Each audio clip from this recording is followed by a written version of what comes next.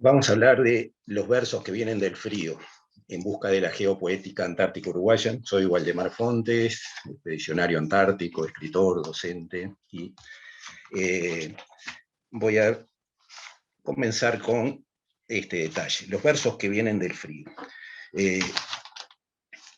El poeta Emilio Frugoni, en su poema El canto de los cuatro vientos, publicado en 1927, decía sobre el viento que viene del sur: este es un barco que viene desde el estrecho de Magallanes, descarga el frío del polo en nuestros umbrales y hacia tierras del norte sigue su viaje.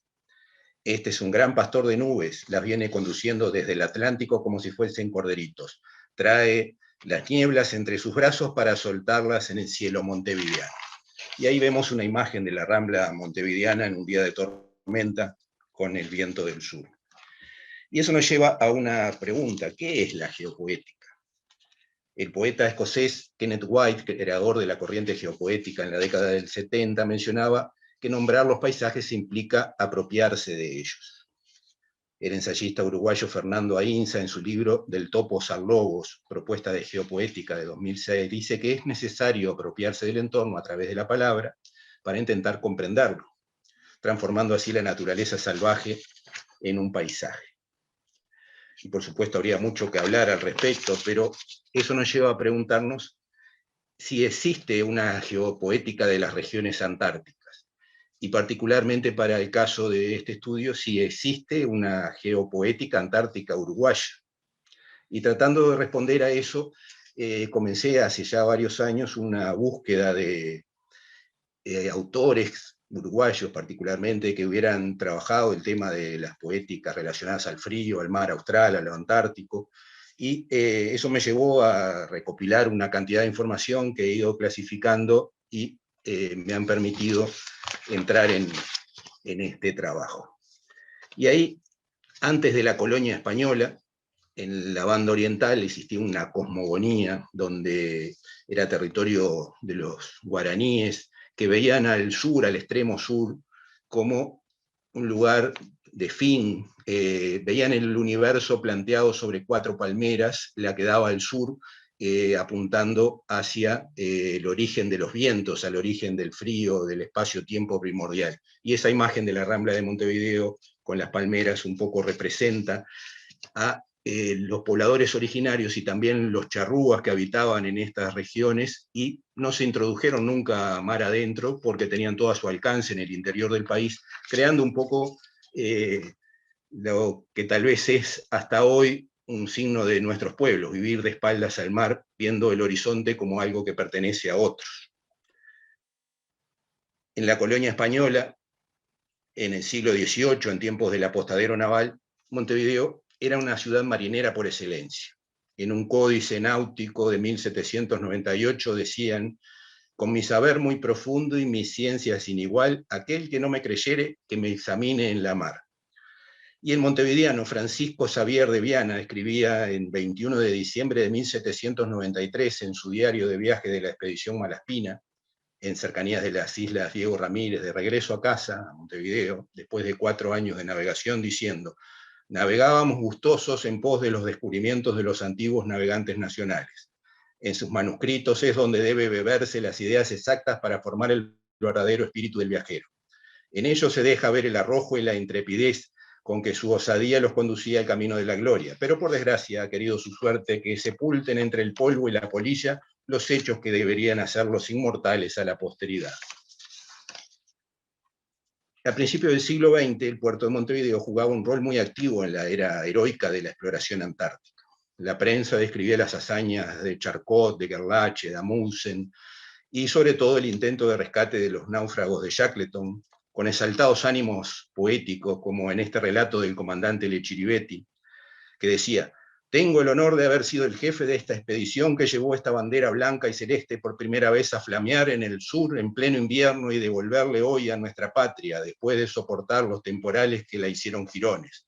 Habiendo recibido en sus franjas el beso de los hielos de la Shetland del sur, vuelve inmaculada y pura como nos la legaron nuestros antepasados. Ahí la tenéis, es vuestra enseña, decía Lechiribetti. O estos otros versos publicados en 1927, en homenaje a Shackleton, que había fallecido y vino a hacer su funeral en Montevideo, y decía: «Oh, Sir Ernesto Shackleton, volviste a nuestro puerto muerto. Hoy de nuevo has partido en tu última etapa de audaz explorador hacia comarcas blancas de silencio y olvido y de escondido horror». La Casa de las Ballenas fue desde siempre un vínculo real con el frío del sur. Eso lo testimonia el escudo del departamento de Maldonado, que tiene una ballena en su blasón. Las acciones de contrabandistas y traficantes marcaron desde el comienzo de las poblaciones en nuestro territorio esta región de Maldonado con la actividad ballenera, y estos versos sobre Maldonado, escritos en 1798 por Ancina, decían: «Lugar de lobos y grandes ballenas, donde los robos de barricas llenas causaron sensación. Contrabando, se dijo, comenzó la investigación». Otro, el imaginario de la Casa de la Ballena ya más moderna, quedó plasmado en la novela Pepe Corvina, de Enrique Estrázulas, que escribió en 1973 y del cual se han hecho canciones. En una parte, este personaje, Pepe Corvina, relata una increíble aventura en 1924 embarcado con balleneros nórdicos, diciendo: «Un noruego rojo me tatuó el ancla en frío. Rodeado de tripulantes sádicos de ojos abiertos, no le bajé la vista a ninguno. Sufriendo como una res, no moví ni un músculo. Eso fue en alta mar, ya sin tierra a la vista. Desde entonces supieron quién era el uruguayo, y así me llamaban en inglés». Nuestro norte es el sur. Hace unos momentos veíamos otra presentación donde se planteaban representaciones similares a estas, y esta representación de 1946, que dio origen a esa representación de Torres García que ya se mencionó, donde decía: «He dicho la escuela del sur porque en realidad nuestro norte es el sur», dio origen a toda una polémica que se originó después de la Segunda Guerra Mundial, y en contraposición con ese sur, de sur y el norte, inspiró, por ejemplo, el poema de Mario Benedetti, que fue hecho canción por Joan Manel Serrat, «El sur también existe», donde dice: «Pero aquí abajo, cerca de las raíces, es donde la memoria ningún recuerdo omite, y hay quienes se desmueren y hay quienes se desviven, y así entre todos logran lo que era un imposible, que todo el mundo sepa que el sur también existe». Ya por 1970, el profesor Julio César Musso, el fundador del Instituto Antártico Uruguayo, afirmaba que el avance hacia la Antártida implicaba una conmoción cultural, y decía: «En la Antártida todo hay que hacerlo como otrora en los orígenes mismos del país. Es una promesa de fiero trabajo para los nacionales, los cuales estarán siempre alentados por la consigna artiguista de ilustración y valor. Ese valor, originariamente militar, se transformará en valor científico, técnico y artístico». Y seguía. Y eso nos lleva a pensar en un Parnaso antártico uruguayo, una reunión de poetas que hayan escrito sobre la Antártida. Puede parecer algo utópico, pero sin embargo hay poetas que han escrito. Y selecciono a dos que quiero mencionar por su trayectoria, por lo que han publicado. La primera, Delia Musso, con su libro Versos Antárticos de 2010, y luego otro de 2017, que está en audiolibro y en versión digital, titulado Estructura Antártica, de donde se extraen algunos versos como este: «La Antártida es una pintura líquida, prolongada de espejos lejanos, del infinito cielo al infinito mar». Y otros muy interesantes, ¿sí? Quiero resaltar también a Ricardo Pallares, destacado docente, miembro de la Academia Nacional de Letras y destacado poeta uruguayo, que publicó su libro llamado Antárticos en 2014, donde hay versos como este: «Unicornio marino es el narval, no sabe qué es rimar. El narval no lo sabe, ni soñar con las praderas de sal. Intruso unicornio explorador que se vino hasta el sur por conocer, es ajeno que husmea. Navega en un mar que todo rodea, donde es ley que habrá de andar y remar sin llegar a la meseta polar. Se olvidó del cantar. Si la ve a destiempo, no sabe ni ve que algo se lo tragará sin siquiera hablar. Son cosas de este mundo del narval.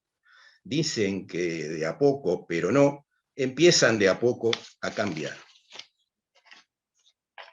Y bueno, nos lleva esto a las conclusiones, donde ahí pueden ver algunos haikus que hemos publicado en el Día Mundial de la Poesía y en otros lugares, y concluyo diciendo que en este trabajo se planteó un recorrido por las poéticas uruguayas del Frido, surgidas del imaginario de diversos autores que, desde los tiempos de la colonia española, plasmaron en verso sus visiones, apropiándose de los efectos del viento que viene del sur, describiendo su impacto en las zonas costeras y en el interior de la América Austral y Atlántica. Existe un Parnaso antártico uruguayo que aún no es conocido, y su lírica da testimonio de ello con numerosas y variadas obras. Sus aportes merecen ser tenidos en cuenta para entender lo que hay en el sur, nombrándolo con palabras propias para que se integren a una poética que trascienda lo local y se haga una geopoética antártica latinoamericana. Habría que seguir investigando y descubrirlo. Y muchas gracias, con eso concluyo mi presentación del día. Muchas gracias, Waldemar. La verdad, nos emocionaste a todos. Hay muchos mensajes de emoción y muchos saludos muy amorosos que te llegan desde distintos lugares que después los vamos a leer, pero definitivamente nuestra Latinoamérica tiene mucho para contar de Antártida y de la emoción. Muchas gracias por compartir esta investigación.